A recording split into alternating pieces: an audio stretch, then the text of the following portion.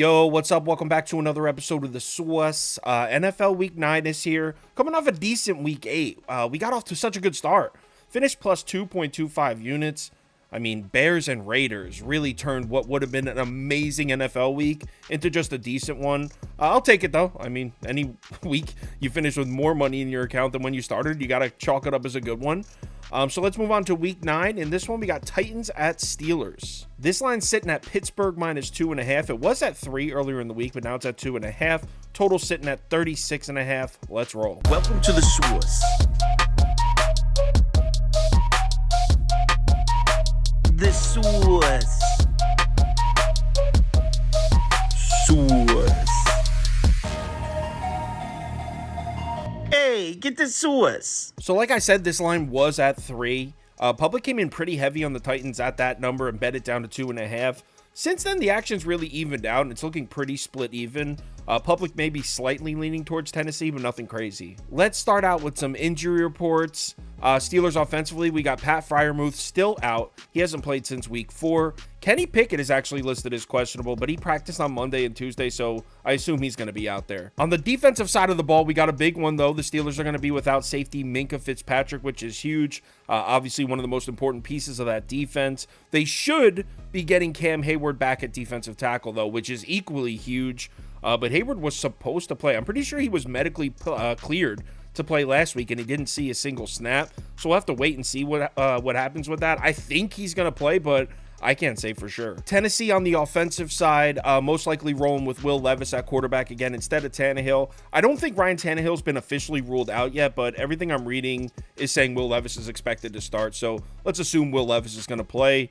They're also going to be without right tackle Chris Hubbard. He hasn't practiced this whole week. Well, they're most likely going to be without Chris Hubbard. DeAndre Hopkins and Derrick Henry, both listed on the injury report, but neither of them have missed a practice this week, so I would imagine they're both going to be on the field. On the defensive side of the ball, the Titans are pretty good to go. Jeffrey Simmons is listed as questionable, but he hasn't missed a practice this week either, so I would imagine he's out there. Keep in mind, this is a Titan secondary that just recently lost Kevin Byard to Philly. And this was already a bad secondary to begin with. So let's match these two teams up on the field, and we'll start with the Titans offense. Obviously, as I'm sure you've heard or saw, Will Levis looked great in his NFL debut against the Falcons last week. 19-29, 238 yards, over 65% completions, 4 touchdowns, and a passer rating over 130. And while it was just a one-game sample size, Will Levis already looked better than Ryan Tannehill has at any point in the season.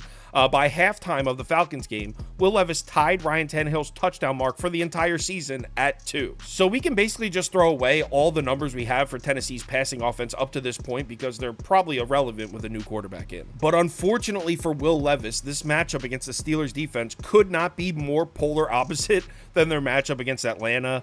The Falcons are a bottom 10 pass defense, and their pass rush is non-existent. They're 28th in pass defense DVOA, 26th in pressure rate. The Steelers are a top 10 pass defense, and their pass rush is insane. 9th in pass defense DVOA, 6th in pressure rate. And listen to this. Despite the Falcons having a terrible pass rush, Will Levis was still pressured on 41.9% of his dropbacks last week. That's a lot. So the Titans' pass protection actually struggled in that game against a bad Falcons pass rush. In those dropbacks where Will Levis was pressured, he was just 4 for 11, 42 yards. That's just 36% completions, 3.8 yards per attempt, and an average time to throw of 3.14 seconds, which is very high. When Will Levis wasn't pressured, he was almost perfect. 14 of 17, 194 yards, 11.3 yards per attempt, and an average time to throw of 2.48 seconds. So the Titans' offensive line and Will Levis were struggling with the Falcons' pass rush. Based on what we saw last week, this Steelers defense should be a nightmare matchup for Will Levis. I know the Steelers defense got lit up by Jacksonville last week. I mean, Trevor Lawrence was 24-32, 292 yards, 9.1 yards per attempt, a touchdown, a pick, and 100 passer rating. But the Jags offense is very different than the Titans offense. The Jacksonville offense is a tough matchup for the Steelers. Steelers defense is 21st in PFF coverage grade and 20th in PFF tackle grade. They're extremely reliant on the pass rush. That Steelers defense needs the pass rush to get home. Jacksonville offensive line, 3rd in pressure rate allowed. That's why the Jacksonville money line was my biggest bet of the year last week, because it was just the perfect matchup for the Jags. The Titans' pass protection isn't nearly as good as the Jags. In fact, they're flat out awful. 26th in pressure rate allowed and 30th in adjusted sack rate on the season. And then you add on the fact that they're probably going to be without Chris Hubbard, their right tackle, who's got a PFF grade on the season of 71.3. That's the highest of any member of that Titans offensive line. This is looking like a scary matchup for Levis. Now, one area where the Titans offensive line has actually been pretty solid, it's creating space in the run game. Titans are 9th in the NFL in adjusted line yards on the season. With the exception of one bad game against the Browns where they only average 1.7 yards per carry, Titans run game has actually been pretty solid. I mean, it's been decent. In the other 6 games other than the Browns game, 785 yards on the ground on 4.72 yards per carry. Titans run game as a whole, 11th in DVOA, 7th in yards per carry. And that could be a nice little matchup for the Titans offensively, because stopping the run is definitely the weakness of the Steelers defense so far this season, and it was last year as well. Steelers defensively are 27th in yards per carry allowed, 14th in run defense DVOA, 25th in adjusted line yards. That being said, we have seen the Steelers defense improve in this department, and I was talking about this last week in the Jag-Steelers video. They just got crushed on the ground in the first 2 games of the season by the 49ers and the Browns. In those 2 games, they were allowing 5.59 yards per carry. In the 5 games since then, they're allowing just 4.01 yards per carry. So I'm not willing to say the Steelers have a good run defense now, but I think it might be slightly better than the numbers show. Now, you can poke holes in that a little bit, because if you look at those last 5 weeks, they've really only seen 2 decent run games, the Ravens and the Rams, and both of those teams were able to run the ball on them. Other than that, they saw the Raiders, the Texans, and the Jags, 3 teams that don't have the most efficient rushing attacks. That's why getting Cam Hayward back on the field is huge for the Steelers defense, especially in this matchup against Tennessee. Like I said, he was medically cleared, I believe, to play last week. He just didn't see the field. I don't have any further information on that. If you've heard something or read something, share it in the comments so we could take a look, because as of right now, I'm assuming he's going to play, but I really don't know. In case you're unfamiliar with Cam Hayward or how much he means to the Steelers defense against the run, over the last 4 years, his average PFF rush grade is 85.3. That's second in the entire NFL, second only to Quinnen Williams on the Jets. Now, on the other side of the ball, when we talk about the Titans' defense against the pass, it's actually kind of built similarly to the Steelers' defense in a sense that they're very reliant on the pass rush. The difference is they're not nearly as good at it as Pittsburgh is. Against the pass on the season, the Titans are just awful, especially on the road. On the season, they're 25th in pass defense DVOA, 27th in opponent passer rating allowed, 27th in yards per pass attempt allowed. Just like the Steelers, they're very reliant on getting pressure on the quarterback. And they're decent. The pass rush has been solid, 10th in adjusted sack rate, 5th in pressure rate, but the Titans secondary is so bad, and now Byard's gone, so they better get home. As far as the Steelers passing offense, one thing you can say about Kenny Pickett, there's a lot of negatives we can point at for Kenny Pickett this season, but he's been surprisingly effective under pressure. When pressured on the season, he's 6th in yards per attempt, 9th in completion percentage, 7th in interceptions with just 1. In 9th in passer rating. So he's actually handled pressure pretty well. That's the good news for Kenny Pickett. The bad news would be the Titans tend to run more zone than man. And Pickett's been pretty solid against man coverage, but he's been terrible against the zone.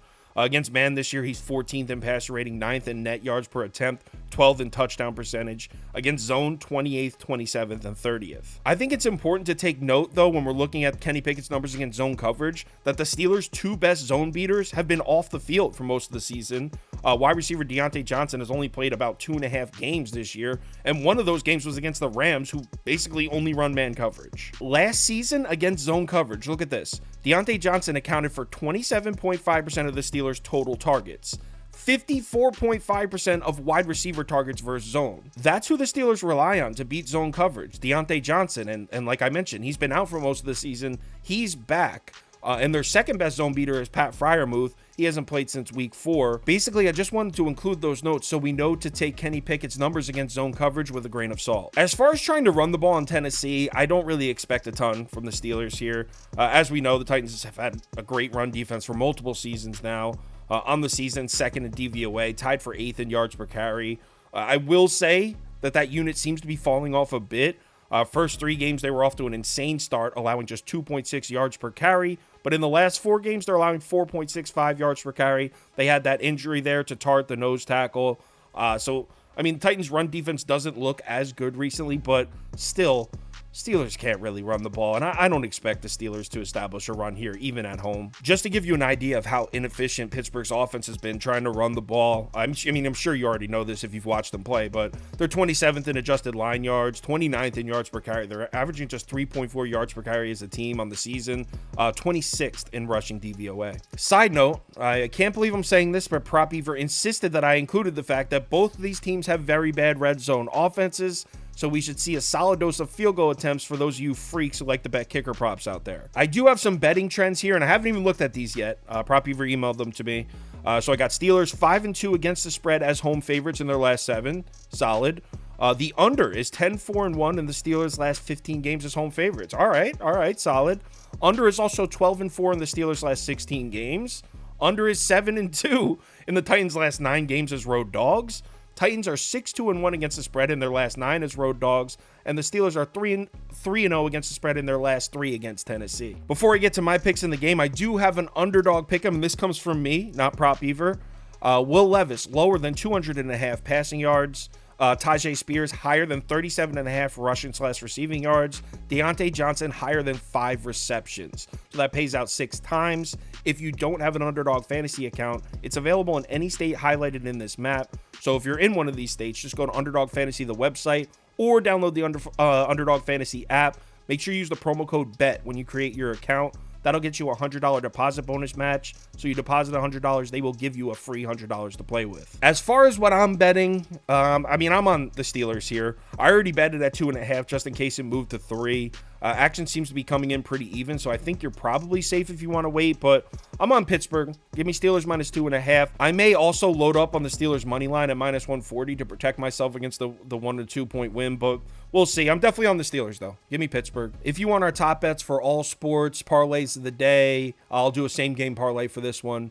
Or if you want to join our Discord, anything like that, head over to KyleKirms.com. The information's right there on the homepage. NFL Week 9, we had a solid Week 8. Let's keep that positivity rolling. Remember to bet responsibly, and I'll talk to you in the Discord.